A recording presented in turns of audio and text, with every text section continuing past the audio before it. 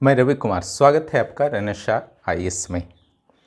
चलिए, जो हिंदी साहित्य के क्लासेस चल रहे थे उसे हम लोग आगे बढ़ाते हैं। ठीक है, जैसा कि मैंने आपको कहा था कि जेपीएससी मुख्य परीक्षा में जो हिंदी साहित्य आने वाले हैं और दूसरी ओर जेएसएससी सीजीएल मुख्य परीक्षा में जो प्रस्तावित है हिंदी साहित्य का सिलेबस, हालांकि उस पर अभी तक एग्जाम नहीं हुआ है कभी। ठीक है, ये पहली बार यह सिलेबस है, लेकिन फिर भी जो मैं क्वेश्चंस दे रहा हूँ उसी के अनुसार वहाँ दिए जाएंगे क्वेश्चन, उससे बाहर कुछ संभव ही नहीं है। ठीक है, अब यहाँ पर पहले हम लोग जेपीएससी की बात करते हैं कि मुख्य परीक्षा में इसका पैटर्न क्या रहता है, उसको थोड़ा सा समझ लीजिए। जेपीएससी हिंदी साहित्य का जो पिछला बार लिया गया वो स्पष्ट हो चुका है, क्लियर हो चुका है। सीजीएल का क्लियर नहीं हुआ है, लेकिन इतना तो ज़रूर क्लियर है कि वहाँ पर जो है आपका ऑब्जेक्टिव क्वेश्चंस आएंगे सीजीएल में हिंदी साहित्य के, और यहाँ ऑब्जेक्टिव नहीं होकर सब्जेक्टिव होगा।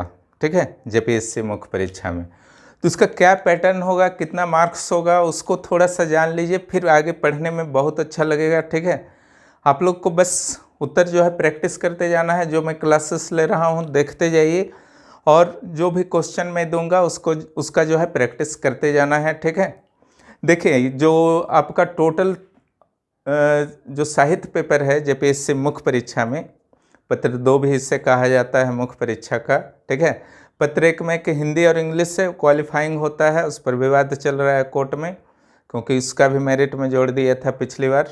ठीक है, लेकिन इस बार जो है क्लियरली लिख दिया है नहीं जोड़ा जाएगा, पहला। और दूसरा कि इस पत्र 2 माना जाता है और इसमें जो है टोटल 150 मार्क्स होंगे।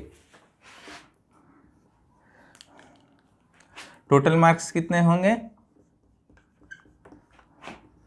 150। क्लियर? ये जो आपका पेपर होगा 2 खंडों में बटा हुआ होगा। कितने खंड में? 2 खंड में। क्लियर? खंड ए, खंड बी। ठीक है, उसके अलावा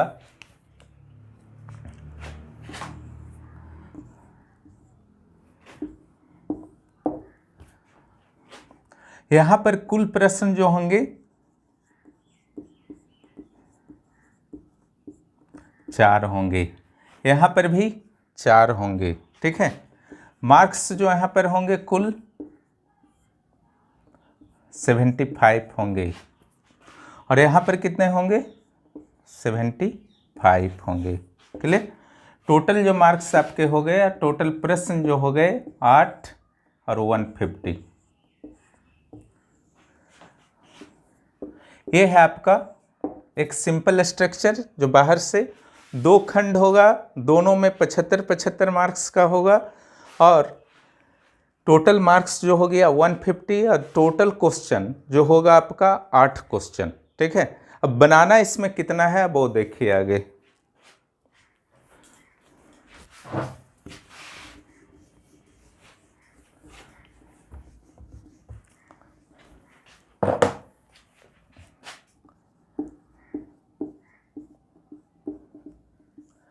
खंड 1, ठीक है, और खंड 2, इसको समझिए अच्छी तरह से, बहुत टेंशन नहीं इसमें है कुछ। इसमें जो है पहला नंबर क्वेश्चन होगा, दूसरा होगा, तीसरा होगा, चौथा होगा, फिर एक खंड समाप्त हो जाएगा, और यहाँ 5 से स्टार्ट होगा, 6 होगा, 7 होगा, 8 होगा। क्लियर? इसी तरीक़ा से दिया गया था, जिस तरीक़ा से दिया गया था मैं बता रहा हूँ। कुछ दिन बाद क्वेश्चन का भी विश्लेषण कर दूंगा। ठीक है, जो जेपीएससी में मुख्य परीक्षा में आया हुआ है, थोड़ा सा और क्लास निकल जाने दीजिए हिंदी साहित्य का। उसके बाद ये जो आपका होगा 1 और 5, 2 क्वेश्चन जो होगा ये अनिवार्य होगा आपके लिए। क्लियर? कुल जो है 8 प्रश्न था ना, उसमें आपको उत्तर देना है 6 प्रश्नों का। उत्तर कितने प्रश्न का देना है? 6 प्रश्न का देना है। 8 प्रश्न में उत्तर देना है आपको 6 प्रश्न का, और खंड 1 का पहला क्वेश्चन अनिवार्य होगा और खंड 2 का दूसरा क्वेश्चन, पहला 5वां क्वेश्चन जो आएगा, यानी कि खंड 2 का वो पहला होगा। ठीक है, तो पहला नंबर क्वेश्चन अगर नंबर के अनुसार बात कीजिए तो क्वेश्चन नंबर 1 और क्वेश्चन नंबर 5 क्या होगा, अनिवार्य होगा। क्लियर। और टोटल जो है आपको 6 का देना है। एक शर्त और लगाया है वो, ये तो आपको बनाना ही है। ठीक है, ये आपको बनाना ही है 1 और 5। उसके बाद क्या कहा जाएगा, आपको टोटल जो है आपको 1 और 5 बनाते हुए टोटल कितने प्रश्न का उत्तर देना है, 6 प्रश्न का उत्तर देना है। ठीक है, और जो बचे हुए क्वेश्चन हैं 3-3, क्लियर, जो बचे हुए क्वेश्चन हैं 3-3, तो उसमें से एक खंड में 1 आप ले सकते हैं, बाकी एक खंड में 3 ले सकते हैं। क्लियर। क्या हो सकता है यहाँ पर, टोटल आपका 1 और 1 2 तो आप बना लिए, अब बचा हुआ है 6 में 4 बनाना है ना। यहाँ से आप 1 ले सकते हैं तो दूसरा से 3 लेना होगा, यहाँ से 2 लीजिएगा तो दूसरा से 2 लेना होगा, यहाँ से अगर तीनों लीजिएगा तो यहाँ से 1 लेना होगा। क्लियर। ये शर्त है, प्रत्येक खंड से 1 जरूर बनना चाहिए, वो बनेगा ही, वो लिखता नहीं भी तो भी बनता है। या तो 1-3 का रेशियो होगा, या 2-2 का, दोनों से 2-2 ले लीजिए, या 3-1, दोनों को जोड़िए, 4-4 आ जा रहा, और 2 पहले ही आपका बन चुका है, तो 6 प्रश्न जो है आपका पूरा हो गया। क्लियर। अब चलिए मार्क्स विभाजन पर हम लोग बात करते हैं।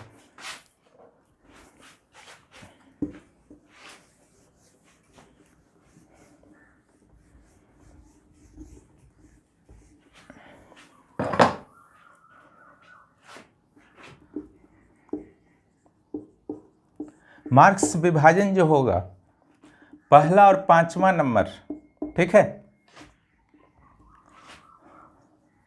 पहला नंबर में जो होगा आपको 35 मार्क्स होगा, दूसरा नंबर में होगा 35 मार्क्स। यहाँ देखिए जो दिया गया था पिछली बार 7 प्रश्न दिया गया था, जिसमें आपको 5 बनाना था, दोनों में सेम था, दोनों खंड में।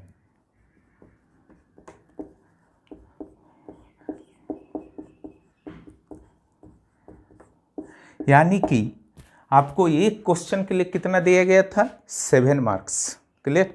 एक क्वेश्चन के लिए कितना दिया गया था, 7 मार्क्स।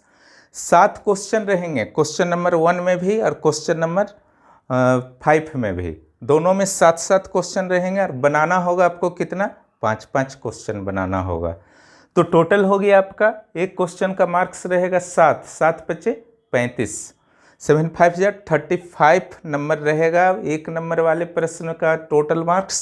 ठीक है, और 5 नंबर वाले का भी 35, टोटल 70 मार्क्स खत्म हो गया। ठीक है, अब रहा रेस्ट 80 मार्क्स।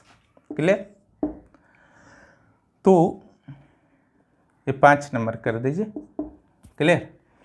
अब देखिए एक नंबर से 2, 3, 4 एक खंड में रहेगा, दूसरे खंड में रहेगा 6, 7, 8। ओके, यहाँ जो आपका रहेगा 20-20 मार्क्स का क्वेश्चन दिया जाएगा। 2-2 क्वेश्चन दिया गया था 10-10 मार्क्स का, एक क्वेश्चन में कितना मार्क्स था, 10 मार्क्स था, 2-2 क्वेश्चन दिया तो 20-20 मार्क्स हो गया। एक जैसे 2 नंबर है उसका क ख कर दिया था तो 10-10 मार्क्स, 3 में 20 मार्क्स, 4 में 20 मार्क्स, 6 में 20 मार्क्स, 7 में 20 मार्क्स, 8 में 20 मार्क्स। तो टोटल मार्क्स आपके हो गए इसमें 60 और इसमें 60। तो ये 6 जो क्वेश्चन बचा हुआ है, इसमें बनाना कितना है आपको, 4 ही बनाना है, 2 तो आप ऑलरेडी बना चुके हैं। ठीक है, तो 4 क्वेश्चन का मार्क्स कितना होगा, रेशियो मैं बता ही चुका हूं,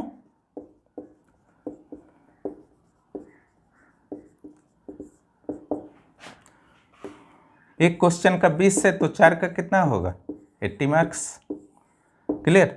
अगर क जानते हैं ख नहीं जानते हैं तो गड़बड़ा जाएगा, ऐसा चुनना है आपको कि क और ख दोनों जानते हों। ठीक है, क्योंकि एक राम के शक्ति पूजा से दिया है तो दूसरा अयोध्या कांड से दे दिया है, तो आपको नियंत्रण भी अच्छा खासा हिंदी साहित्य पर चाहिए, तभी यहाँ पर मार्क्स आपका जो है आ पाएगा, अन्यथा समस्या आ सकता है। क्लियर? इसलिए अभी से एकदम दिमाग में बैठा लीजिए प्लानिंग अच्छी तरह से, जो मैं समझा रहा हूँ तो बहुत ही आपका जो है आसान हो जाएगा। ठीक है, हिंदी साहित्य में अच्छा मार्क्स लाना। तो यहाँ 80 मार्क्स हो गया, और यहाँ पर था आपका 35 × 2 70 मार्क्स क्वेश्चन नंबर 1 और क्वेश्चन नंबर 5 में, और इधर 80 और 70, ठीक है, कितना आया 150। यहाँ 100+ का टारगेट जो है आपको करना है। ठीक है, तो कुल मिलाकर के आपका स्पष्ट हुआ। ठीक है, कि 7 मार्क्स का आपका प्रश्न रह सकता है या फिर 10 मार्क्स का रह सकता है। क्लियर? 7 मार्क्स का और 10 मार्क्स का। तो यहाँ पर आपको करना, यहाँ मैं 2 चीज़ बता दे रहा हूँ कि टाइम मैनेजमेंट अब कैसे करें। ठीक है, ये तो आप स्ट्रक्चर समझ गए कि कैसा प्रश्न आएगा।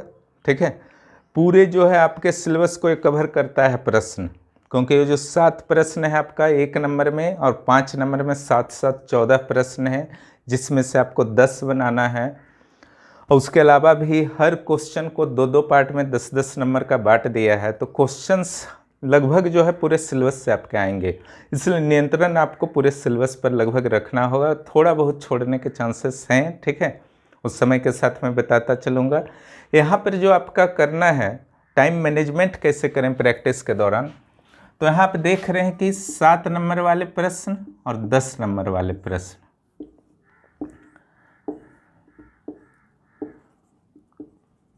मार्क्स, इसमें वर्ड्स कितना लिखा जाए क्योंकि वो बताता नहीं है। ठीक है, टाइम कितना दिया जाए वो भी नहीं बताता है। ठीक है, वो मैं बता देता हूँ। ठीक है, कि आपको क्या करना है। तो वर्ड्स आपका टारगेट रखना है 155 मिनिमम, मैक्सिमम 190। क्लियर? 155 से 190। टाइम जितना भी आप वर्ड लिखे, टाइम 8.4 मिनट, यानी कि 8.5 मिनट लगभग। ठीक है, 8 मिनट में ही कर लेते हैं तो और अच्छा है, ज़्यादा बेहतर। ये जो होगा आपका 220 से 270 मिनट वर्ड्स। ठीक है, और इसके लिए जो टाइम मैं फिक्स करता हूँ 12 मिनट्स। एक संभावना के लिए मैं डालता हूँ इस बार के लिए कि हो सकता है 5 मार्क्स वाले कुछ क्वेश्चंस डाल दिए जाएं। हालांकि चांसेस कम है, लेकिन संभावना के रूप में मैं केवल डाल रहा हूं। ठीक है, अगर ऐसा रहेगा 5 मार्क्स का रहेगा तो ठीक इसका आधा कर दीजिए, 110 से 135 वर्ड्स, इसका आधा कर दीजिए, समय भी 6 मिनट्स। ये संभावना में जाएगा, ये हकीकत है। ठीक है, तो 7 मार्क्स वाले अगर रहेंगे तो आपको 155 से 190, अगर 190 अचीव कर पाते हैं अपने प्रैक्टिस से तो बहुत ही बड़ा उपलब्धि होगा आपके लिए, बड़ी उपलब्धि होगी। ठीक है, और टाइम कितना चाहिए आपको 8.4 मिनट्स। अब 155 भी लिख रहे हैं तो 8.4 में ही होना चाहिए, 190 भी लिख रहे हैं तो 8.4 में ही होना चाहिए, टाइम एक्स्ट्रा नहीं लेना है आपको। ठीक है, शुरू में 10, 12, 15 मिनट लग सकता है, लेकिन उत्तर अच्छा लिखिए, धीरे धीरे उसको घटाइए और 8.4 मिनट्स के टारगेट को अचीव कीजिए। ठीक है, अगर 10 मार्क्स का आपका कोई भी क्वेश्चन है तो 220 से 270 वर्ड्स टारगेट एकदम कर लीजिए। ठीक है, और 12 मिनट्स। और अगर 5 वाले इंक्लूड्स होते हैं, कुछ मैं 5 मार्क्स वाले भी प्रैक्टिस करा दिया करूँगा। ठीक है, तो होगा 110 से 135 वर्ड, कितने मिनट्स, 6 मिनट्स। क्लियर? इसको अच्छी तरह से एकदम लिख करके रख लीजिए कॉपी में, समझ गए ना। और यह अलग अलग सब्जेक्ट के लिए बदलता जाएगा।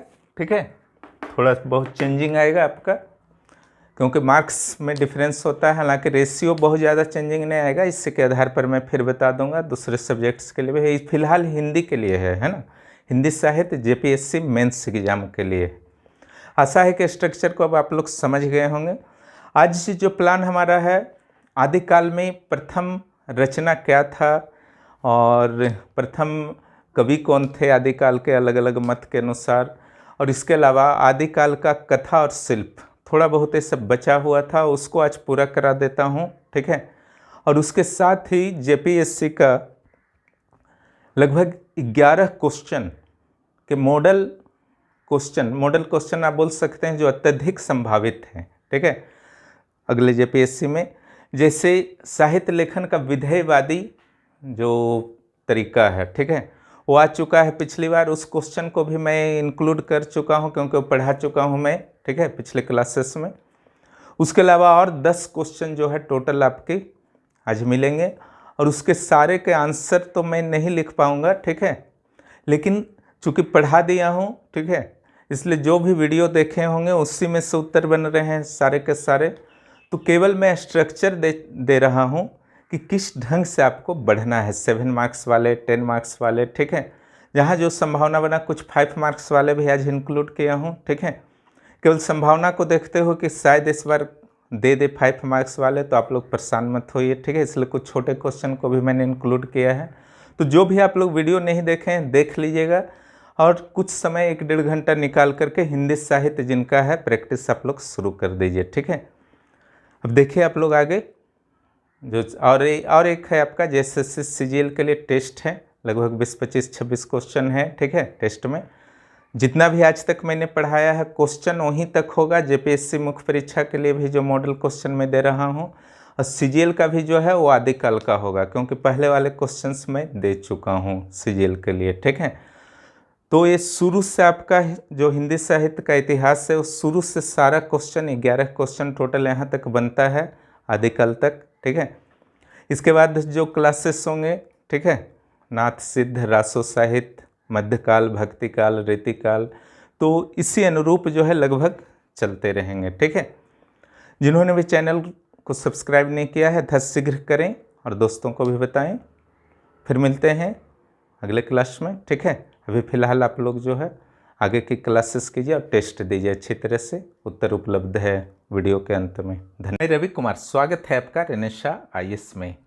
चलिए आदिकाल के उन क्लासेस को करते हैं जो थोड़ा बहुत बच गए थे पिछली बार, ठीक है, बहुत ज़्यादा नहीं है, लेकिन ये इसमें जो है जेएसएससी सीजीएल के लिए और जेपीएससी के लिए कुछ इंपॉर्टेंट फैक्ट्स और अवधारणा है, इससे बहुत ध्यान से कीजिएगा। तो चलिए आदिकाल में अभी तक जो भी मैंने प्रवृत्ति वगैरह पढ़ा दिया है, ठीक है, और नामकरण से रिलेटेड पढ़ा दिया है, या उसका पृष्ठभूमि पर भी मैं क्लास ले चुका हूँ। आज जो है विशेष रूप से आदिकाल के कुछ पुस्तकों के बारे में हम लोग पढ़ेंगे, और आदिकाल के कथ्य और शिल्प, ठीक है, उसके बारे में पढ़ेंगे। कथ्य और शिल्प को भी समझना बहुत ज़रूरी है। जैसे जैसे आप बहुत सारे कालों के, अलग अलग कालों के कथ्य और शिल्प को समझते जाएंगे तो शिल्प भी धीरे धीरे समझ जाइएगा। पिछली बार भी मैंने समझाने का कुछ प्रयास किया ही था।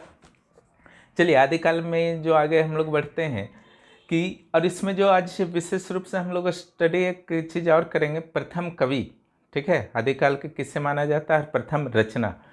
तो चलिए पहले फैक्ट की ओर बढ़ते हैं। राहुल संस्कृत्यायन ने 7वीं सदी के सरहपाद को हिंदी का प्रथम कवि माना है, बहुत इंपॉर्टेंट है, ठीक है। अगर प्रश्न आता है कि किसने सरहपाद को हिंदी का प्रथम कवि माना, तो राहुल संकृत्यायन होंगे, 7वीं सदी के हैं।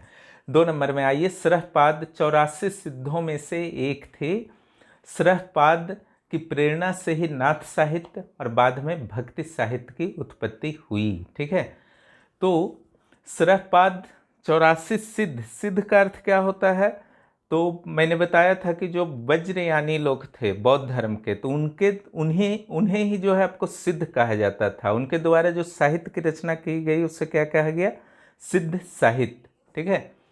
तो सिद्ध साहित्य से नाथ साहित्य और बाद में भक्ति साहित्य जैसे कबीर वगैरह के साहित्य की उत्पत्ति हुई। 3 नंबर में आइए, डॉक्टर गणपति चंद्र गुप्त ने इस संदर्भ में अपने हिंदी साहित्य के वैज्ञानिक इतिहास, उनका पुस्तक है, शालिभद्र सूरी को प्रथम कवि माना है, हिंदी का प्रथम कवि। सरहपाद की रचनाएं मुक्तक के रूप में थीं, इस कारण किसी पुस्तक का नाम बताना संभव नहीं। सरहपाद तो पहले कवि हो गए, लेकिन उन्होंने कोई पुस्तक तो लिखा नहीं था प्रबंध काव्य के रूप में। प्रबंध काव्य पिछली बार मैंने समझाया था जो कंप्लीट रहता है, मुक्तक छंद के दोहे के रूप में हो सकते हैं, ठीक है। तो सरहपाद ने तो कोई पुस्तक लिखा ही नहीं, इसलिए पुस्तक अगर प्रथम ग्रंथ पुस्तक की कही जाए तो सरहपाद के मुक्तक को आप शामिल नहीं कर सकते हैं, ठीक है। चलिए अगले पेज। राहुल संकृत्यायन के द्वारा सरहपाद 769 AD के आसपास उनका अस्तित्व रहा था कि कुछ रचनाओं को हिंदी काव्य धारा नामक पुस्तक में प्रकाशित किया गया था। कई विद्वानों के द्वारा सरहपाद के बाद देवसेन को दूसरा कवि कहा जाता है हिंदी साहित्य का। देवसेन का जो ग्रंथ था श्रवकाचार, तो इस प्रकार राहुल संकृत्यान ने भी कहा कि श्रवकाचार को पहला ग्रंथ हिंदी का माना जा सकता है। क्लियर? तो प्रथम रचना किसको माना जाएगा? श्रवकाचार। किसका लिखा हुआ है? देवसेन। और प्रथम कवि की अगर बात की जाए तो सरहपाद होंगे। ठीक है, तो राहुल संकृत्यायन के मत को बहुत ज़्यादा समर्थन प्राप्त है, लेकिन रामचंद्र शुक्ल का मत थोड़ा सा अलग है। हिंदी के प्रथम कवि को उन्होंने खुमाण को माना है और खुमाण रासो को प्रथम रचना माना है। ठीक है, क्योंकि अभ्रंश साहित्य को बहुत ज़्यादा वे शामिल नहीं करते हिंदी साहित्य में। खुमाण रासो क्या है? 5000 छंदों के विशाल रचना है, जिसमें युद्ध, विवाह, नायिका भेद, षट ऋतु इत्यादि का विस्तृत विवरण दिया गया है। पर इस ग्रंथ में 18वीं सदी तक कई प्रकार के सुधार किए गए। यही कारण है कि जो वीरगाथा काल नाम इन्होंने दिया है, वीरगाथा काल का नाम जो शुक्ल के द्वारा दिया गया है, उसमें खुमाण रासो को भी आधार बनाया गया है, लेकिन इससे प्रवृत्ति साहित्य की संज्ञा द्विवेदी जी के द्वारा दे दी जाती है। अब आइए, डॉक्टर नागेंद्र सिंह ने अपने हिंदी साहित्य के इतिहास में हिंदी के प्रथम कवि के रूप में सरहप्पा या सरहपदा को स्वीकार किया है। ठीक है, सरहप्पा या सरहपदा को स्वीकार किया है। पर रामचंद्र शुक्ल के द्वारा हिंदी साहित्य का प्रारंभ भोज और मुंज के समय 993 AD को माना जाता है। स्वयंभू 683 AD से संबंधित थे, 7वीं सदी के भी कवि थे, के द्वारा महापुराण, णाय कुमार चरित और जवाहर चरित जैसी अपभ्रंश रचनाएं लिखी गईं। अपभ्रंश के अन्य कवियों में पुष्पदंत और धनपाल शामिल थे। धनपाल के द्वारा भविष्यत कहा नामक पुस्तक लिखी गई। बहुत इंपॉर्टेंट है सब, है ना, ध्यान रखिएगा। अब्दुल रहमान के द्वारा संदेश रासक अपभ्रंश में लिखा गया। संदेश रासक अब्दुल रहमान, भविष्यत कहा धनपाल। जिंदत सूरी उपदेश रसायन रास लिखे और जो इंदु के द्वारा परमात्मा प्रकाश और योगसर लिखा गया। राम सिंह के द्वारा पाहुड़ दोहा लिखा गया। ये सबको अच्छी तरह से याद कर जाइएगा, ये सब एग्जाम के लिए अत्यंत महत्वपूर्ण है। मैंने प्रश्न भी यहाँ से दिए हैं, सब अच्छी तरह से कर लीजिएगा ताकि प्रश्न का उत्तर आप अच्छी तरह से दे सकिए। अब आइए आदिकाल के कथ्य और शिल्प पर थोड़ा सा बात कर लिया जाए। आदिकाल में हिंदी काव्य में इस काल की प्रवृत्तियाँ भक्ति काल तक चलती रही और, है ना, रीतिकाल तक भी बहुत सारे मामलों में। डॉक्टर नागेंद्र ने कहा है, देखिए डॉक्टर नागेंद्र के हिंदी साहित्य का इतिहास आपके सिलेबस में भी है। डॉक्टर नागेंद्र ने कहा है कि आदिकालीन साहित्य सचेतन समाज से उत्पन्न साहित्य है। मैंने उस समय का समाज सोया हुआ नहीं था कि मनमाने तरीके से कुछ भी लिख दिया गया। बहुत सोच समझ करके साहित्य की रचना की गई है। जीवन के सहज मार्ग से लेकर हठ योग की साधना, ठीक है, नाथपंथी लोग के लिए लिखा गया हठ योग। नाथपंथ, रासो और सिद्ध साहित्य के बारे में हम लोग और थोड़ा पढ़ेंगे आगे क्लासेस में। हठ योग की साधना तक आदिकाल में मुक्तक रूपों का विकास हुआ। मुक्तक समझा ही चुका हूँ बार बार, ठीक है। प्रबंध काव्य कंप्लीट होता है, मुक्तम छोटा छोटा टुकड़ा होता है। आदिकाल सिद्धों और नाथ पंथियों की प्रवृत्ति हिंदी साहित्य की गंगोत्री मानना उचित है, ठीक है। यानी कि जो भी बाद में हिंदी साहित्य की रचनाएं की गई उसका जो है आधार था आदिकाल के सिद्ध और नाथ पंथियों के साहित्य। दूसरे शब्दों में आदिकाल में जिन धार्मिक कथाओं और ऐतिहासिक चरित्रों का विकास हुआ उसी आधार पर रामचरितमानस और पद्मावत की रचना की गई। जैन साहित्य, रासो साहित्य और लोक काव्यों की प्रवृत्तियों में नारी और युद्ध पर आधार थे, ठीक है। मैंने मुख्य प्रवृत्ति में शामिल थे नारी और युद्ध, जैन हो, रासो है या लोक काव्य। भक्ति काल में इन प्रवृत्तियों ने भक्ति का आवरण ओढ़ लिया और पुनः रीतिकाल में ये प्रवृत्तियाँ स्पष्ट हुईं। विशेष रूप से नारीवादी प्रवृत्तियाँ जो थीं वो स्पष्ट हुई पूरी तरह से। क्या क्या स्पष्ट हुई? नारी के सहज श्रृंगार, नक्सिक वर्णन, विरह के विभिन्न रूप, विरहिणी नायिका के द्वारा प्रियतम को संदेश भेजना, जैसे सुक के माध्यम से संदेश भेजा जाता था अब्दुल रहमान के संदेश रासक में। स्वकिया और परकिया से प्रेम की सीमाएं, ठीक है, यानी कि स्त्री, पत्नी और प्रेमिका के संबंध में कहा जा रहा है। खुसरो की मनोरंजक पहेलियाँ, ये तो जानते ही हैं, पहेलियाँ लिखने में ये माहिर थे खुसरो। और जगनिक की प्रेम रस से भरपूर कविताएं। ठीक है, ये भी इस काल की प्रमुख विशेषता थी। ठीक है, आदिकालीन शिल्प के अंतर्गत प्रकृति के सौंदर्य के विवरण को भी आप शामिल कर सकते हैं। इसके अलावा आचार्य हजारी प्रसाद द्विवेदी ने कहा कि 10वीं सदी के गद्य साहित्य में तत्सम शब्दों का प्रयोग बढ़ा जो 14वीं सदी तक चला। गद्य साहित्य, और एक होता है पद्य साहित्य। गद्य साहित्य में कहानी उपन्यास आते हैं, पद्य साहित्य में कविता वगैरह आते हैं। दूसरी ओर आचार्य हजारी प्रसाद द्विवेदी ने कहा कि 10वीं सदी के पद्य साहित्य की भाषा में तद्भव शब्दों का प्रभाव अधिक था और यह प्रवृत्ति भी चली 10वीं से 14वीं सदी तक। ठीक है, तो क्लियर है, गद्य साहित्य में तत्सम और पद्य साहित्य में तद्भव शब्द का प्रभाव बढ़ा है। तत्सम तद्भव क्या है? तत्सम जो संस्कृत से ही डायरेक्ट ले लिया गया है, तद्भव थोड़ा सा चेंजिंग है। ठीक है, ये थोड़ा सा आगे होगा जब ग्रामर आप पढ़ेंगे, शब्द शक्ति, वहाँ पर है तत्सम और तद्भव। दूसरे शब्दों में 10वीं से 14वीं सदी के जो हिंदी लिखे गए थे उसे कई विद्वानों के द्वारा परिनिष्ठ अपभ्रंश कहा गया है, यानी कि अपभ्रंश का सुधरा हुआ रूप पुरानी हिंदी। आगे आइए, छंद रस अलंकार। जब भी आप किसी भी कविता हो या उपन्यास हो या कहानी हो या पूरा आपका नाटक हो, ठीक है, तो जब तक आप छंद रस अलंकार के बारे में नहीं बताते हैं, अगर उपलब्ध है, ठीक है, तो मुख्य रूप से आपका एक कविता में मिलता है, तब तक शिल्प पक्ष का विवरण जो है अधूरा रहता है। अगर आदिकालीन साहित्यों में देखा जाए तो छंद में दोहाकार, तोटक, तोमर, सट्टक, उल्लाला और कुंडलिया जैसे छंदों का प्रयोग किया गया है। ये सारे छंद क्या हैं? जब छंद के क्लास होंगे समझ जाइएगा।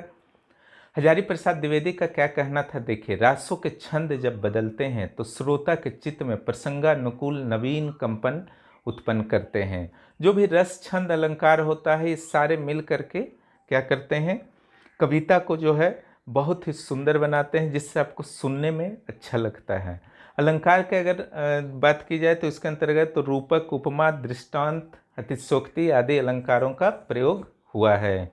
आइए रस के बारे में जानते हैं। तो देखिए, रस तो था, दो ही रस था विशेष रूप से, श्रृंगार और वीर रस। वीर रस जिसमें युद्ध, राजाओं का विवरण वगैरह किया जाता था, और श्रृंगार रस में महिलाओं का विवरण किया जाता था, नारियों के विवरण दिया जाता था, संयोग, वियोग।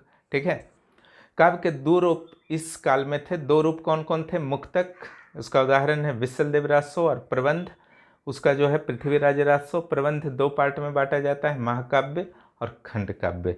क्लियर? इस सारे चीज को जो है शिल्प में आपको डालना है। और काव्य शैलियाँ, यहाँ काव्य शैलियाँ अगर बात की जाए तो मैं पढ़ा भी चुका हूँ, डिंगल और पिंगल। ठीक है, डिंगल जो था राजस्थानी भाषा से संबंधित है, और पिंगल जो है ब्रज भाषा, अरबी, फारसी के शब्द भी कुछ प्रयोग होते थे, तत्सम तद्भव का प्रयोग होता था। डिंगल शैली में जो लिखा जाता था वो वीरता से संबंधित काव्य थे, और पिंगल शैली में प्रेम से संबंधित काव्य थे। चलिए अब आते हैं जेपीएससी मुख्य परीक्षा के कुछ प्रश्न। जितने भी क्लासेस मैंने पहले क्लास से आज तक के क्लासेस लिए हैं, उन सभी के प्रश्नों का संकलन आज मैंने कर दिया है। ठीक है, जितना क्लास हो चुका है, तो जितना मैंने प्रश्न डाला है उससे बाहर कुछ नहीं आएंगे। हाँ, मार्क्स में जो मैंने 7 मार्क्स डाला है वो 10 मार्क्स के आ सकते हैं, उसमें कोई प्रॉब्लम नहीं है। ठीक है, लेकिन प्रश्न लगभग ऐसे आसपास में रहेंगे, आप लोग निश्चिंत रहें। तो चलिए, जो आपका पहला क्वेश्चन है, हिंदी साहित्य के लेखन परंपरा पर प्रकाश डालें। ठीक है, लेखन परंपरा मैंने अच्छी तरह से समझा दिया है। देखिए, 7 मार्क्स मैंने इसे इंडिकेट कर दिया है। ठीक है, 7 मार्क्स 155 से 190 वर्ड, और टाइम जो होगा 8.4 मिनट्स होगा। और अगर 10 मार्क्स के ही क्वेश्चन आते हैं तो 220 से 270, और टाइम जो होगा 12 मिनट्स। जो भी मैंने 7 मार्क्स वाले दिए हैं, देखिए वो 10 मार्क्स में भी आ सकते हैं, मान करके चलिए। दोनों तरीके से आपको प्रैक्टिस कर लेना है।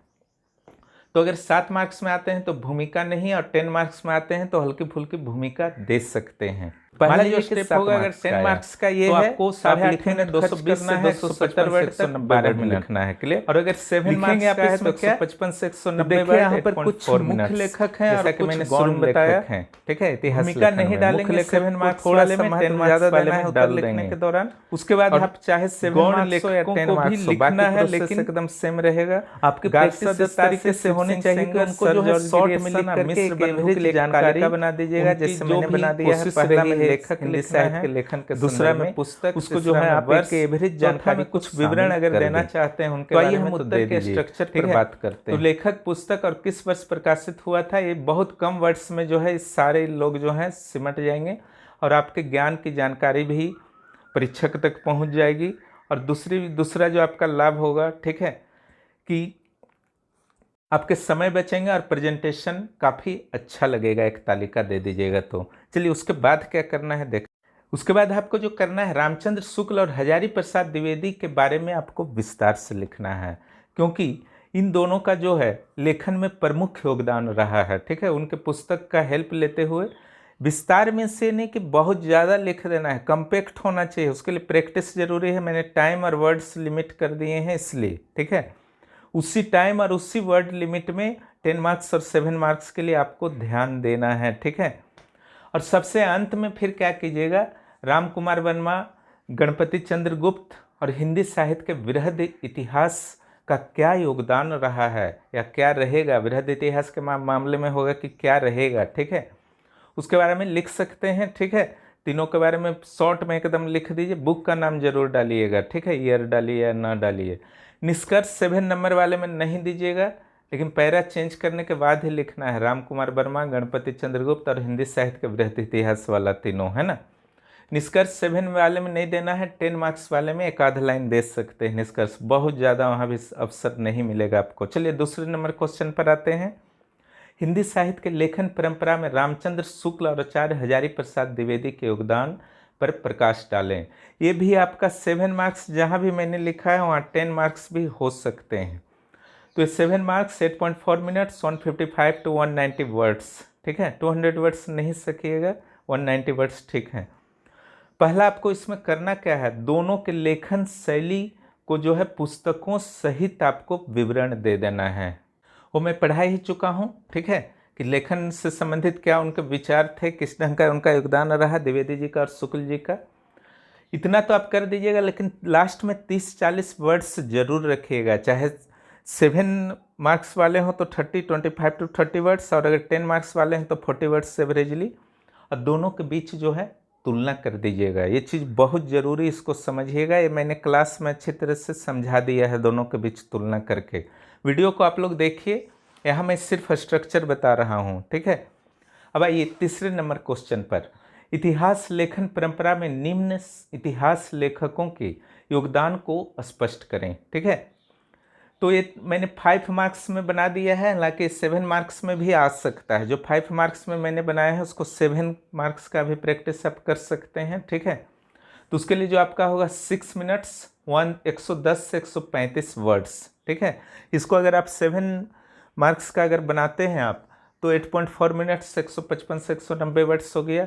तो Garcin de Tassy, Shiv Singh Sengar, sir George Grierson, doctor Rajkumar Verma, इनका क्या योगदान रहा है, 110 से 135 वर्ड में आप जो है प्रैक्टिस कर सकते हैं, अथवा 155 से 190 वर्ड्स में भी कर सकते हैं। लेकिन मैंने इससे 5 मार्क्स का ही रखा और 6 मिनट्स इसके लिए मैंने टाइम दिया है, 6 मिनट्स। चलिए चौथे प्रश्न पर आते हैं। काल विभाजन वाले प्रश्न जो है बाद में हम लोग चर्चा करते हैं, जो नीचे आपको दिखाई दे रहा है, थोड़ी देर में करते हैं, ओके। आइए क्वेश्चन नंबर 4 देखते हैं, ठीक है। साहित्य इतिहास के लेखन की पद्धतियाँ, कौन कौन पद्धतियाँ हैं, ठीक है। इससे 7 मार्क्स वाले में आप जो है प्रैक्टिस कर सकते हैं। 7 marks means 155 to 190 words and 8.4 minutes, okay. तो यहाँ पर जो आपका होगा कि कुल 4 पद्धतियाँ हैं। क्लास को देखिएगा, मैंने बहुत अच्छी तरह से इसको समझा दिया है। चाहे 5 मार्क्स का है, 7 का, 10 मार्क्स भी आ जाए, आपको कहीं दिक्कत नहीं होगा।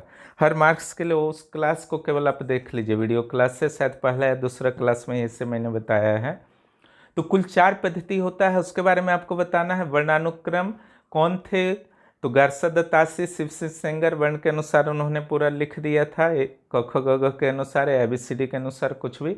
कालानुक्रम जो था जॉन ग्रियर्सन और मिश्र बंधु ने इसका यूज किया था। काल के अनुसार चाहे कोई भी कवि हो, ठीक है, लेकिन किनका कौन काल है, काल के अनुसार तो थोड़ा सा ये एडवांस लगता है, लेकिन बहुत अच्छा नहीं था। उसके बाद वैज्ञानिक आता है। वैज्ञानिक का विकसित रूप जो है विधेयवादी। यही विधेयवादी जो है आपका 6th JPSC में आया था, ओके, विधेयवादी। तो विधेयवादी जो होता है वैज्ञानिक के साथ साथ तत्कालीन स्थितियों के अनुसार लिखा जाता है, ठीक है, क्योंकि मानव के चित्तवृत्ति का इतिहास होता है। कोई भी इतिहास रामचंद्र शुक्ल के अनुसार, मानव की चित्तवृत्तियां बदलने के साथ साथ हिंदी के साहित्य के इतिहास भी बदल जाते हैं, ठीक है। तो उसको भी ध्यान रखना होगा। इतिहास के लेखन में तत्कालीन सामाजिक, आर्थिक, राजनीतिक और धार्मिक परिस्थितियों को, इस चीज को विधेयवादी में कहा गया है। जो वैज्ञानिक जो था आपका, वैज्ञानिक पद्धति जो निश्चित रूप से पूरी तरह से विश्लेषित तरीके से लिखा जाता है, तिथि का भी वर्णन दिया जाता है, लेकिन आपका मानव जो ह्यूमन बींग्स हैं, मानव के चित्त वृत्तियों का ध्यान नहीं रखा जाता है समीक्षा करने के दौरान। अब सती प्रथा सही था या नहीं था उस समय, ठीक है, राजपूत काल में, उस समय के अनुसार आपको डिसीजन लेना होगा। ये जो है सही इतिहासकार का निर्णय होता है, आज के अनुसार नहीं, ठीक है। खैर, इसको आपको अगर समझना है वैज्ञानिक विधि और विधेयवादी विधि में, तो मेरे वीडियो को देखिए। वीडियो से बाहर कुछ भी मैंने प्रश्न नहीं दिया और इससे बाहर आएगा भी नहीं, निश्चिंत रहिए। अगला जो है इतिहास लेखन की विधेयवादी पद्धति से अलग से मैंने दे दिया है। इस 7 मार्क्स या 5 मार्क्स दोनों में प्रैक्टिस कर लेना। ही आया हुआ है 6th JPSC में, ओके। तो सबसे पहले तो 10 का नाम इसमें लेना ही होगा, क्योंकि उन्हें ही श्रेय जाता है विधेयवादी शुरू करने का, और विधेयवादी पद्धति को अपनाने का श्रेय जो है भारत में जाता है, हिंदी साहित्य में भारत में जाता है रामचंद्र शुक्ल द्वारा, ठीक है। और ये जो होता है वैज्ञानिक के साथ साथ तत्कालीन परिस्थितियों के अनुसार होता है, ठीक है। तो यहाँ पर जो आपको करना है, पहले वीडियो देखना है, फिर 7 मार्क्स का लिख दीजिए। 7 मार्क्स का आया था, या फिर 10 मार्क्स का भी इस बार आ सकता है। मैंने पर्याप्त अच्छी तरह से इससे जो है समझा दिया है। ध्यान से आप उस वीडियो को देखिए, हिंदी साहित्य के वीडियो को। सारे हिंदी साहित्य के वीडियो के लिंक जो है मैं इस वीडियो के नीचे दे दूंगा। अब आइए हम लोग आते हैं काल विभाजन वाले सेक्शन पर। यहाँ से क्या क्या प्रश्न बनता है, सब तो लेखन से था, हिंदी साहित्य के इतिहास के लेखन से वो प्रश्न बन रहे थे JPSC मुख्य परीक्षा के लिए। काल विभाजन वाला जो है पहला क्वेश्चन यहाँ से बनेगा, रामचंद्र शुक्ल के काल विभाजन के गुण और दोष, ठीक है। जहाँ जहाँ मैंने 7 मार्क्स दिया है वो 10 मार्क्स में भी समान रूप से उपयोगी है, ठीक है। दोनों में प्रैक्टिस आपको करना है, क्लियर। तो यहाँ 155 to 90 words, 8.4 minutes. Ramchandra Shukla के गुण और दोष से रिलेटेड मैंने बहुत अच्छी तरह से क्लास लिया है, उससे आप लोग जरूर देखिए। इसके उत्तर लिखने से पहले यहाँ करना आपको क्या है, उत्तर में जो भी उन्होंने काल विभाजन दिया था ना, जो आपका वीरगाथा काल था, या फिर भक्ति काल था, रीति काल था, और जो आपका गद्य काल था, ठीक है। जैसे आधुनिक काल, आदिकाल इत्यादि भी वो संबोधित करते थे कि दूसरे कवि क्या बोलते हैं, ठीक है। उस सारा को मिला के पहले लिख दीजिए, अब किस किस साल तक था वो भी लिख दीजिए। उसके बाद उनका क्या क्या गुण है, जैसे सरल था, 4 ही पार्ट्स में था, अपभ्रंश को उन्होंने बाहर कर दिया, ठीक है। तो ये सब जो भी आपका है स्पष्ट आधार था उनका कि किन आधारों पे उन्होंने विभाजन किया। उसके बाद दोष लिखना है, वीरगाथा काल में उंगली उठाया जाता है उनका, ठीक है। उसको मैंने बहुत अच्छी तरह समझाया है क्यों उंगली उठाया जाता है। कुछ प्रवर्ती काल के साहित्य हैं, कुछ अस्तित्वहीन हैं, ठीक है, और अप्रमाणिक हैं, जैसे पृथ्वीराज रासो, उनकी घटनाओं को पर ही प्रश्न उठा दिया गया है। खुमान रासो को बताया गया 18वीं सदी का है, तो वही सब लिखना है और क्या लिखना है, ठीक है। बहुत अच्छी तरह से मैंने समझा दिया है, इसको आप लोग जो है प्रैक्टिस कीजिए, क्लियर। चलिए आगे प्रश्न पर बढ़ते हैं। ये है 2 नंबर प्रश्न, रामचंद्र शुक्ल के काल विभाजन के आधार, आलोचना और इसकी समीक्षा। ये 7 मार्क्स और 10 मार्क्स, जहाँ जहाँ 7 मार्क्स है सभी 10 मार्क्स में भी प्रैक्टिस आपको करने हैं। ये है 155 से 190 वर्ड्स, और अगर 10 मार्क्स में आप लिखते हैं तो 220 से 270 वर्ड्स, 12 मिनट लीजिएगा। 7 मार्क्स वाले में 8.4 मिनट्स। पहला जो करना है, किन किन आधारों पर उन्होंने काल विभाजन किया था, ठीक है, और आलोचना फिर इसका करना है, फिर समीक्षा। समीक्षा होनी चाहिए सकारात्मक, यानी कि 1929 में लिखा गया था हिंदी साहित्य का इतिहास इनके द्वारा, ठीक है। तो निश्चित रूप से जो आज आप सिद्ध कर रहे हैं कि वीरगाथा काल का नामकरण पर, तो उसको आप चेंज कर दीजिए, ठीक है, आदिकाल। लेकिन बाकी चीज़ों को देखिए, उन्होंने जो समीक्षा किया है, जो लिखा है उन्होंने इतिहास, वो जो है अभी भी बहुत सारे पक्षों के लिए आपका काट्य बना हुआ है। अगर कोई ग्रंथ बाद में, उस समय तो अप्रमाणिक नहीं था, उस समय अस्तित्वहीन नहीं था, उस समय परिवर्ती नहीं माना जाता था, बाद में पता चला, उसके अनुसार संशोधन किया जा सकता है। ठीक है, तो निश्चित रूप से अध्यापक हों, शिक्षक हों या हिंदी विषय में रुचि रखने वाले हों, उनके लिए यह उपयोगी आज भी बना हुआ है। ये सब आपको समीक्षा में लिखना है। ठीक है, आधार क्या था आप जान ही रहे हैं, क्लियर। प्रधान प्रवृत्ति था और ग्रंथों की प्रसिद्धि। ये लोग ग्रंथों की प्रसिद्धि को भी क्या मानते थे, लोक प्रवृत्ति का सूचक मानते थे। 12 ग्रंथों का नाम आप लिख सकते हैं जिसके आधार पर उन्होंने वीर गाथा काल का नाम दिया था। अगर समय की कुछ कमी होती है प्रैक्टिस के दौरान, आप देखिए 12 ग्रंथ नहीं लिख पाते हैं तो उसमें से कम 9 ग्रंथ का नाम जरूर लिख दीजिएगा जिसके आधार पर उन्होंने वीर गाथा काल कहा था। ऐसे कोई बहुत बड़ा मैटर नहीं, ग्रंथ का नाम लिखना और राइटर का नाम जरूर लिखिएगा ग्रंथ के साथ साथ। और समीक्षा मैंने बता ही दिया है कैसे करना है। इससे 10 मार्क्स और 7 मार्क्स में प्रैक्टिस कीजिए। चलिए अगले प्रश्न। अगला जो प्रश्न है, हिंदी साहित्य के काल विभाजन की आवश्यकता और काल विभाजन के लिए किए गए प्रयासों के बारे में आपको यहाँ पर लिखने का प्रश्न आ सकता है। ये 7 मार्क्स या 10 मार्क्स का आएगा।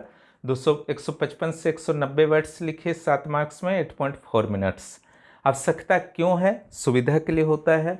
कोई भी आपका इतिहास है, अगर आप कालखंडों में नहीं बांटेंगे तो आप उसको स्टडी नहीं कर सकते हैं। वीडियो को देखिए इसको और डिटेल में समझने के लिए।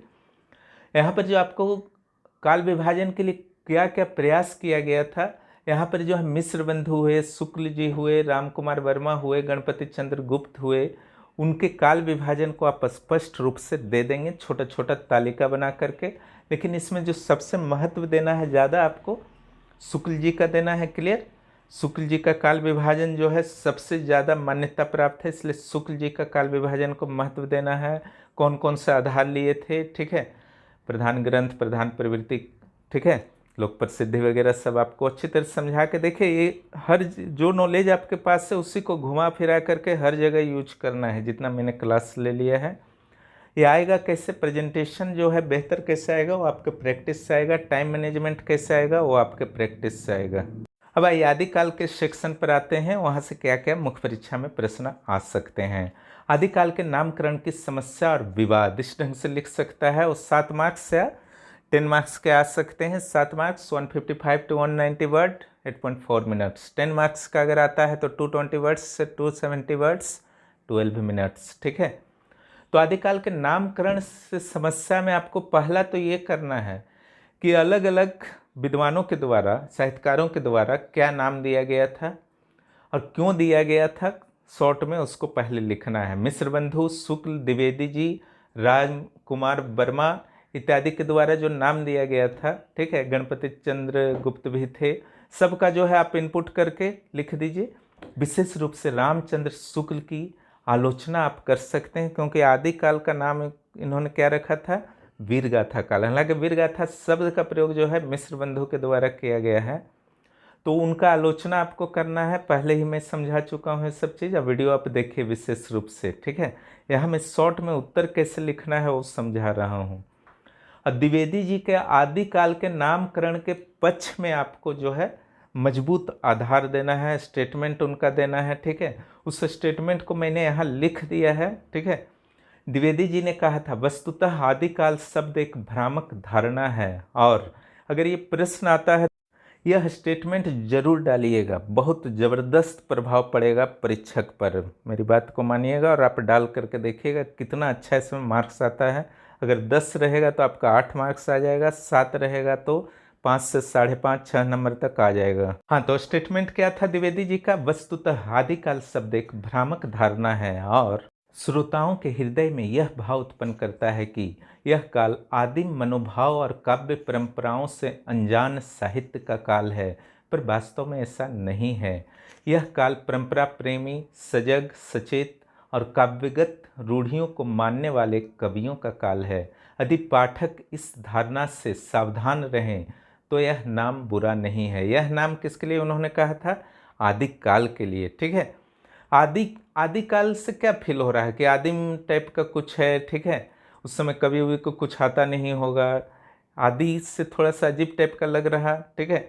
लेकिन ऐसा नहीं है। यह काल भी जो था परंपरा प्रेमी, सजग, सचेत और काव्यगत रूढ़ियाँ, काव्यगत रूढ़ियाँ का क्या अर्थ हुआ? रस, छंद, अलंकार प्रयोग करना जो है वो काव्यगत रूढ़ियों के अंतर्गत आता है, ठीक है, को मानने वाले कवियों का काल है। और साथ ही द्विवेदी जी लिखते हैं, जो लाइन बहुत ही महत्वपूर्ण है, यदि पाठक इस धारणा से सावधान रहें, यानी कि आदि काल है तो आदिम, वहाँ पर आदिम टाइप का नहीं कंसेप्ट है, ठीक है। अगर पाठक इस धारणा से सावधान रहें तो यह नाम बुरा नहीं है, यानी कि आदिकाल का नाम जो है कहीं से बुरा नहीं है। और निश्चित रूप से आदिकाल के नाम को जबरदस्त समर्थन मिला है द्विवेदी जी को साहित्य, हिंदी साहित्य जगत के द्वारा। और बाकी तीनों नाम जो है निश्चित रूप से शुक्ल जी के द्वारा जो प्रयुक्त किया गया था, भक्ति काल, रीति काल, ठीक है, गद्यकाल वगैरह सब मान्यता प्राप्त है, लेकिन आदिकाल के रूप में मान्यता प्राप्त जो है आदिकाल का ही है, न कि वीरगाथा काल का। चलिए अगले प्रश्न पर, ये दूसरे नंबर प्रश्न पर हम लोग आते हैं। आदिकालीन साहित्य के प्रमुख प्रवृत्तियों का विवरण दें। ये बहुत ही इंपॉर्टेंट क्वेश्चन है। पिछली बार प्रगतिवाद के प्रवृत्तियों से संबंधित प्रश्न 10 मार्क्स के आए थे। इसको जो है आपको 7 मार्क्स और 10 मार्क्स दोनों में करना है, ठीक है। अगर अंतर यही रहेगा कि भूमिका निष्कर्ष दीजिएगा 10 मार्क्स में, 7 मार्क्स में मत दीजिएगा। उत्तर संरचना, इससे आपको जो है मैं संरचना सिर्फ बताता हूँ, और जो प्रवृत्ति है उसके लिए आप वीडियो को जरूर देखें, पूरी तरह से क्लियर हो जाएगा, अच्छी तरह से वहाँ समझा दिया गया है। पहला जो आपका, जब आप प्रवृत्ति लिखेंगे तो कुछ नकारात्मक प्रवृत्तियों को पहले लिखिएगा, जिसे मैंने ABC में लिख दिया है, ठीक है। इसके बारे में 2-2 लाइन एग्जाम्पल के साथ, जब भी आप लिखेंगे क्या करेंगे, एग्जाम्पल जरूर देंगे। और जहाँ एग्जाम्पल्स की संभावना नहीं हो वहाँ पर आप क्या देंगे, तर्क देंगे। जहाँ संभावना हो डायग्राम की वहाँ पर आप डायग्राम देंगे, ठीक है। फ्लो चार्ट दे सकते हैं, कोई दिक्कत नहीं कि हिंदी साहित्य है तो यहाँ पर डायग्राम फ्लो चार्ट नहीं हो सकता, ऐसा कोई रूल नहीं है, ठीक है। बस आपके परीक्षक को अच्छा लगना चाहिए और आप जो समझाना चाहते हैं उनको बिना मेहनत का हर चीज़ जो है 1 से 2 मिनट वो टाइम देते हैं एक क्वेश्चन के उत्तर चेक करने में। ऐसा ज़बरदस्त प्रेजेंटेशन होना चाहिए कि 1 से 2 मिनट में आपका जो ज्ञान है उन तक पहुंच जाए, और क्वेश्चन के अनुसार उत्तर, ओके। क्वेश्चन से बाहर अपने ज्ञान का प्रदर्शन वहाँ नहीं करना है।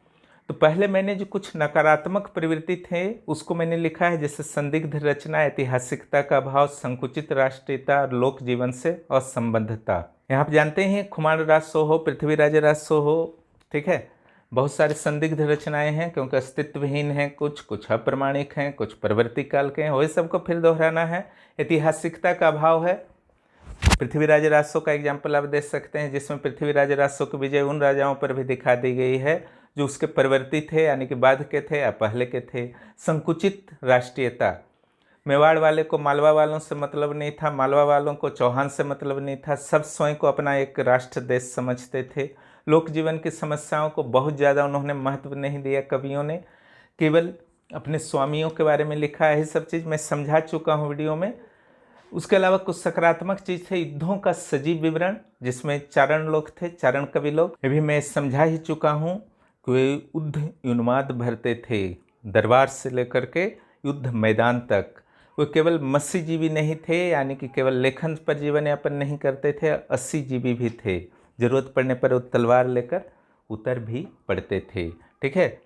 और युद्ध का संबंध नारी से बहुत गहरा था आदिकाल में, ठीक है, राजपूती युग में, इसलिए नारी यानी कि श्रृंगार रस का भी जन्म हुआ, श्रृंगार काव्यों का भी रचना इन्हीं चारण कवियों ने कई अवसरों पर किया है, ठीक है।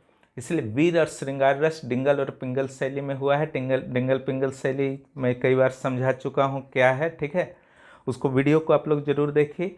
उसके बाद जो है प्रकृति चित्रण का बहुत ही सुंदर रूप मिलता है छायावाद में, लेकिन शुरुआत यहीं से हुआ था। चाहे नारी हो या प्रकृति हो, दोनों का सबसे उत्कृष्ट जो है चित्रण आपका छायावाद में मिलता है। महादेवी वर्मा, सुमित्रानंद पंत वगैरह, ठीक है, निराला, लेकिन शुरुआत यहीं से हुआ था। भले ही आपका बहुत उत्कृष्ट नहीं है और स्त्रियों का जो विवरण है वो भोग विलास से ऊपर नहीं उठ पाया था, आंतरिक सौंदर्य को बहुत ज़्यादा महत्व नहीं मिल पाया था स्त्रियों के, बाह्य सौंदर्य तक ही सीमित रह गए थे इस समय के कवि। काव्य के प्रबंध और मुक्तक रूप समझा ही चुका हूँ। छंद अलंकार और रस का सुंदर प्रयोग अभी मैंने आदिकाल के शिल्प में समझाया। उन्हीं सारे को जो है यहाँ पर लिख देना है, ठीक है। 10 मार्क्स हो या 7 मार्क्स हो, निश्चित रूप से आपको अच्छे मार्क्स मिलेंगे, जिससे मैंने बताया है अगर उस तरीके से आप लिखते हैं। प्रैक्टिस कीजिए, खूब प्रैक्टिस कीजिए, और कोई चारा नहीं है। चलिए अब आते हैं लास्ट क्वेश्चन आज का, जो है आदिकालीन साहित्य के शिल्प।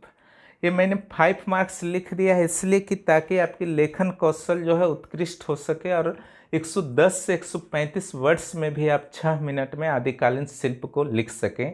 लेकिन मैं रिकमेंड करता हूं, मैं सिफारिश करता हूं इसके लिए कि आप 7 मार्क्स और 10 मार्क्स के लिए इससे ज़रूर जो है रिवीजन आप लोग कर लीजिएगा, बहुत इंपॉर्टेंट है। शिल्प सेक्शन तो सारा जो है आपको प्रैक्टिस कर ही लेना है, ठीक है। धीरे धीरे मैं शिल्प इतनी अच्छी तरह से समझा दूंगा कि शिल्प लिखने में आपको जो है मज़ा आने लगेगा। क्लियर? तो यहाँ आपको लिखना क्या है, अभी जस्ट मैंने शिल्प का क्लास लिया है, शुरू उसी से किया था, आदिकालीन साहित्य के शिल्प। इस 7 मार्क्स और 10 मार्क्स में आप लोग लिख लें। इसमें पहले प्रवृत्तियों को लिखना है हल्का फुल्का, ठीक है, बहुत ज़्यादा नहीं। क्लियर? उसके बाद नारी, युद्ध और प्रकृति के बारे में क्या क्या कहा गया था, इसको विशेष रूप से महत्व देना है प्रवृत्ति में, ठीक है। और फिर प्रबंध और मुक्तक जो मैंने बताया है उसको लिख दीजिएगा, और जो विशेष विवरण आपका रहेगा छंद, रस और अलंकार का। क्लियर? इस पर मैं बहुत ज़्यादा चर्चा नहीं करूँगा क्योंकि आज ही क्लास हुआ है। आप लोग सारे वीडियोज को देखिए, सारे प्रश्न जो है आपके 7 मार्क्स और 10 मार्क्स वाले में जो है महत्व दीजिएगा, उसी में सारे प्रश्न को प्रैक्टिस कर जाना है जितना भी मैंने दिया है। 5 मार्क्स वाले कुछ कुछ ज़रूर प्रैक्टिस कर लेंगे, और टाइम बॉन्ड जो भी मैंने वीडियो में जस्ट शुरू में बताया है उसी के अनुसार आपको टाइम मैनेजमेंट करना है। चलिए अब आते हैं हम लोग जेएसएससी सीजीएल मुख्य परीक्षा के लिए प्रैक्टिस सेट पर, ठीक है। वो आदिकाल और आदिकाल के शिल्प से संबंधित है। निश्चित रूप से यह जो है आपके लिए अत्यंत फायदेमंद होने वाला है, और पहले की तरह ही इसका उत्तर जो होगा सबसे अंत में होगा। पहले आप लोग खुद सुने, जो मैं प्रश्न दे रहा हूँ ध्यान से सुनिए मैं क्या बोल रहा हूँ, उसको पकड़िए प्रश्न को। इससे भी पहले का काम है आपको वीडियो देखना, नोट करना, नोट्स बनाना, ठीक है। उसके बाद का ये लास्ट स्टेप है टेस्ट देना, ठीक है। ऐसे ही आप टेस्ट में उतर करके केवल रटने से नहीं होगा, समझना भी होगा अगर अच्छा मार्क्स लाना चाहते हैं हिंदी साहित्य में तो, ठीक है। और जो जेपीएससी देने वाले हैं वो भी टेस्ट दें, क्योंकि जेएसएससी सीजीएल भरे ही होंगे, नहीं भी भरे हैं तो टेस्ट दे दीजिए, फैक्चुअली जो है बहुत मजबूत हो जाएगा। बाकी लोगों को आकलन में लगे रहने दीजिए, हाई कोर्ट सुप्रीम कोर्ट का डिसीजन कब आएगा। आप यहाँ पर हमसे जुड़े हुए हैं तो सिर्फ और सिर्फ अच्छी तरह से तैयारी कीजिए, और चैनल पर नए हैं तो ज़रूर सब्सक्राइब कर लीजिए, ठीक है, क्योंकि यहाँ पर भरपूर मात्रा में उच्च स्तरीय सामग्रियाँ दी जा रही हैं, साथ ही उच्च स्तरीय क्लासेस भी दिए जा रहे हैं मेरे द्वारा, जिसका लाभ आपको जेपीएससी जेएसएससी सीजीएल परीक्षाओं के साथ साथ अन्य परीक्षाओं में होना निश्चित है। चलिए हम लोग टेस्ट को शुरू करते हैं। क्वेश्चन नंबर 16 तक के टेस्ट हो गए थे पिछली बार। जो पहला टेस्ट मैंने लिया था जेएसएससी सीजीएल का, वो पहले ही हो चुके हैं, और इसका उत्तर आज मैं नहीं बताऊंगा, आपको डायरेक्ट देखना है लास्ट में खुद टेस्ट देने के बाद। अपने स्कोर आप चाहें तो लिख सकते हैं कमेंट बॉक्स में। 17 नंबर, निम्न में से किन किन अपभ्रंश साहित्य की खोज जर्मनी के विद्वान डॉक्टर हर्मन याकोबी के द्वारा की गई है। ए नंबर भविष्यत कहा, 1914-15 या 13-14 का बात है, ठीक है। ए नंबर भविष्यत कहा, बी नंबर नेमिनाथ चरित, सी नंबर उपरोक्त में से दोनों, डी नंबर उपरोक्त में से कोई नहीं। वीडियो देख सकते हैं, ठीक है। चाहते हैं कि जेएसएससी सीजीएल मुख्य परीक्षा में आपके अच्छे मार्क्स आए, आज हो या कल हो, उस पर मैं चर्चा नहीं कर रहा हूँ। तो इन सारे टेस्टों में आपको अच्छे मार्क्स लाने होंगे और ईमानदारी दिखानी होगी आपको, ठीक है। कोई जज नहीं करेगा, कोई गार्डिंग अभी नहीं करेगा, लेकिन आप अपना गार्डिंग खुद कर सकते हैं, और पूरी तरह ईमानदारी से दीजिए। वीडियो देखिए, नोट्स बनाइए, रटिए और टेस्ट में पार्टिसिपेट कीजिए। 18 नंबर, हिंदी काव्यधारा नामक ग्रंथ में राहुल सांकृत्यायन के द्वारा अपभ्रंश कवियों के हस्तलिखित पोथियों के कुछ अंश प्रकाशित करवाए गए थे। कौन कौन सा था? ए नंबर है पुष्पदंत, बी नंबर है स्वयंभू, सी नंबर है सरहपाद, और डी नंबर है ए और बी दोनों। क्लियर? चलिए, बहुत ही इजी प्रश्न है जो क्लास मेरे किए होंगे वीडियो क्लास। अगला जो प्रश्न है, भ्रंश भाषा का प्राचीनतम प्रयोग किस ग्रंथ में होता है? ए नंबर पाणिनि के अष्टाध्यायी, बी नंबर पंतजलि के महाभाष्य, सी नंबर भरत मुनि के नाट्य शास्त्र, डी नंबर उपरोक्त में से कोई नहीं। जो इतिहास के स्टूडेंट हैं उनको तो एक ऑप्शन जो है आराम से छट जाएगा, ठीक है, दो ही में कन्फ्यूजन उनको रहेगा, थोड़ा बुद्धिमानी से काम लीजिए, ठीक है। चलिए अगले प्रश्न, आइए 20 नंबर प्रश्न पर देखते हैं हम लोग। पृथ्वीराज रासो का प्रारंभ निम्न में से किस अपभ्रंश ग्रंथ की तरह हुआ है? जो शुरू किया गया पृथ्वीराज रासो का स्टार्टिंग जो हुआ है किस अपभ्रंश ग्रंथ की तरह हुआ है? A number Dhola मारूरा Doha, B number संदेश रासक, सी नंबर ए और बी दोनों की तरह, डी नंबर उपरोक्त में से कोई नहीं। आइए आते हैं क्वेश्चन नंबर 21 पर। निम्न में से कौन गलत सुमेलित है? बहुत इंपॉर्टेंट है यह प्रश्न। A number Padmavat Surdas, B number Madhumalati Manjhan, C number Mrigavati Kutban, D number Bhavishyat Kaha Dhanpal. जो वीडियो देखे होंगे तो तुरंत बना लिए होंगे, ठीक है। चलिए अगले प्रश्न, 22 नंबर प्रश्न, केशव दास ने अपनी पुस्तक रामचंद्रिका के छंद परिवर्तन से संबंधित प्रेरणा किस अपभ्रंश ग्रंथ से प्राप्त की थी? ए नंबर भविष्यत कहा, बी नंबर संदेश रासक, सी नंबर जिंदत चरित्र, डी नंबर कृति लता। मैंने आपको बताया था जब ये क्लास ले रहा था कि केशव दास ने खुद यह स्वीकार किया था, ठीक है, कि किस ग्रंथ से उन्होंने यह प्रेरणा ली है। 23 नंबर क्वेश्चन जो है, स्वयंभू के किन किन रचनाओं से तुलसीदास की रामचरितमानस प्रभावित है? A number Pavan Charit, B number Jain Ramayan, C number उपरोक्त में से दोनों, डी नंबर उपरोक्त में से कोई नहीं। इसका क्या उत्तर होगा सोचिए अच्छी तरह से, बहुत इजी प्रश्न है। आइए आते हैं 24 नंबर प्रश्न पर। सूरदास, बिहारी, मतीराम और देव जैसे कवियों पर किस अपभ्रंश रचना का प्रभाव है?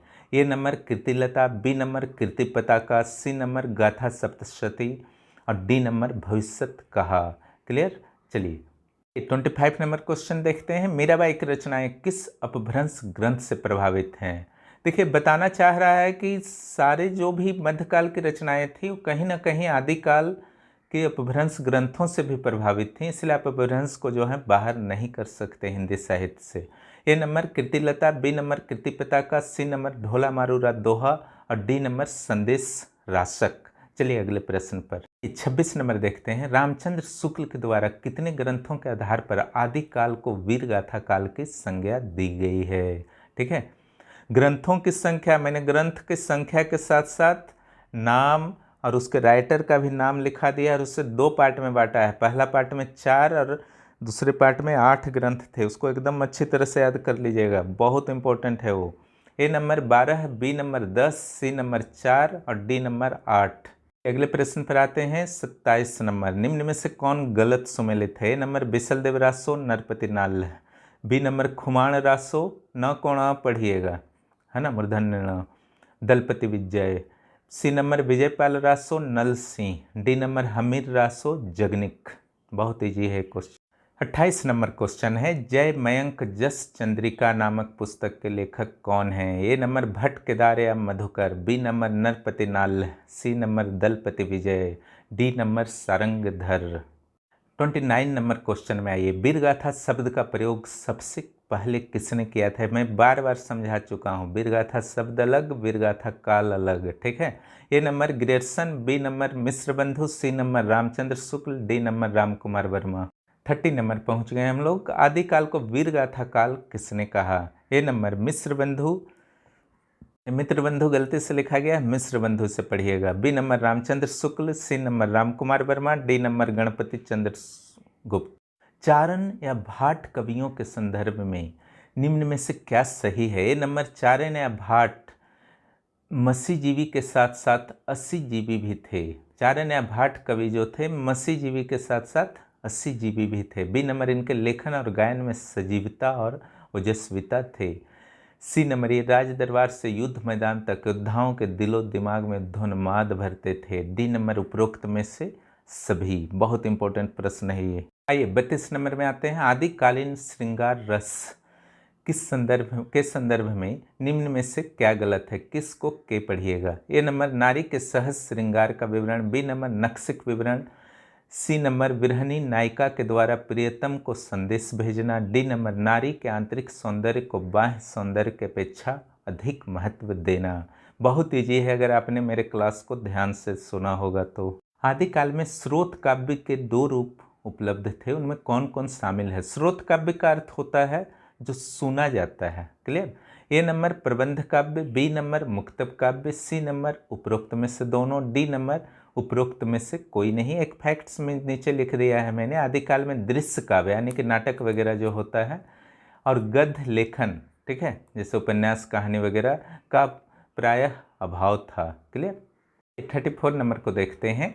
रासों के छंद जब बदलते हैं तो श्रोता के चित्त में प्रसंग के अनुकूल नवीन कंपन उत्पन्न करते हैं, यह कथन किसका है?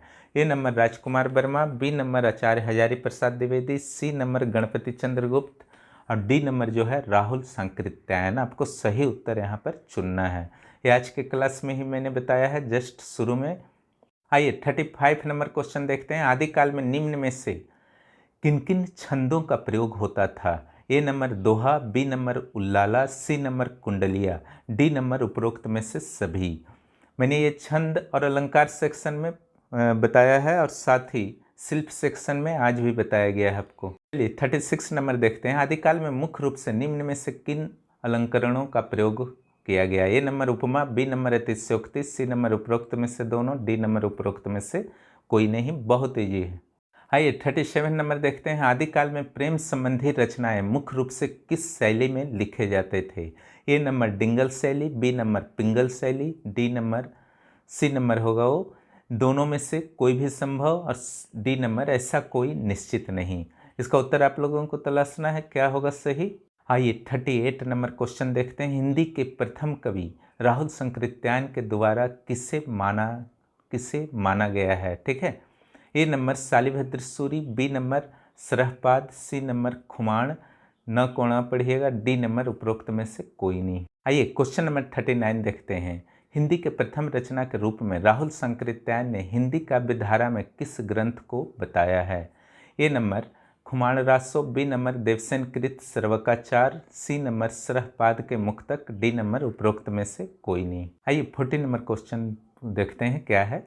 आचार्य रामचंद्र शुक्ल के द्वारा किस ग्रंथ को हिंदी की पहली रचना मानी गई है? ए नंबर सरहपाद के मुक्तक, B number Khuman Raso, C number Devsen कृत सर्वकाचार, डी नंबर उपरोक्त में से कोई नहीं। ठीक है, इजी क्वेश्चन है, क्लास किए होंगे तो बहुत जल्द ही आप उत्तर खोज लेंगे। ये 41 नंबर क्वेश्चन देखते हैं। 683 एडी के कवि स्वयंभू के द्वारा निम्न में से कौन सी रचना की गई है?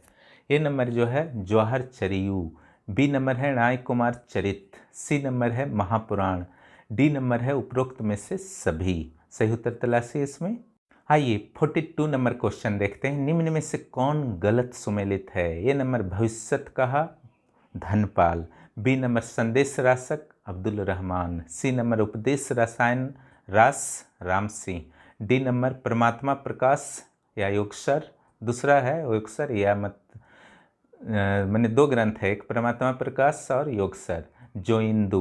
ठीक है, इसमें कौन गलत सुमेलित है ये आपको पता करना है। आइए 43 नंबर देखते हैं क्या है। निम्न में से कौन गलत है? ए नंबर ब्रजयान बौद्ध धर्म से संबंधित है। ठीक है, बहुत अच्छी तरह से मैं समझा चुका हूँ, इतिहास में भी बौद्ध धर्म का क्लास हो चुका है, वहाँ भी आप देख सकते हैं ब्रजयान के बारे में डिटेल। बी नंबर ब्रिज को ब्रज पढ़िएगा, ब्रजयानियों के द्वारा ही सिद्ध साहित्य की रचना की गई। ठीक है, सी नंबर सिद्ध साहित्य के द्वारा ही पहले नाथ पंथ और फिर कबीर पंथ का उदय हुआ। डी नंबर आचार्य हजारी प्रसाद द्विवेदी के अनुसार 10वीं से 14वीं सदी में गद्य में तद्भव और पद्य में तत्सम का प्रयोग बढ़ गया था। ये आज के ही क्लास से है, ठीक है, शुरू वाले क्लास से। इस तरह से आज का जो क्लास समाप्त होता है। आज भरपूर मात्रा में क्लासेस आपके लिए गए हैं। जेपीएससी मुख्य परीक्षा, जेएसएससी सीजीएल मुख्य परीक्षा, ठीक है, हिंदी साहित्य के भी क्लास लिए गए हैं और हिंदी साहित्य में क्या स्ट्रक्चर होगा, पैटर्न होगा जेपीएससी मुख्य परीक्षा में, उसके भी क्लास लिए गए। इसका आप लोग ज़बरदस्त तरीके से लाभ उठाइए। अपने आप को ठंडा नहीं पड़ने देना है कि एग्ज़ाम कब होगा नहीं होगा। आपका काम है तैयारी करना, तैयारी को जो है पूरा कर लीजिए। और ये देखिए इस पेज में उत्तर दिया गया है, ठीक है, एक 17 नंबर से लेकर के 43 नंबर तक दिया गया है। व्याख्या मैंने बहुत ज़्यादा नहीं किया है, ठीक है, क्योंकि ज़्यादा क्लासेस नहीं हुए हैं और जो वीडियो देखे हैं उनके लिए व्याख्या की ज़रूरत भी नहीं है, ठीक है। जो भी नए हैं इस चैनल पर जल्द से जल्द सब्सक्राइब कीजिए और दोस्तों को भी प्रोत्साहित करें। आपका सहयोग अपेक्षित। बहुत बहुत धन्यवाद।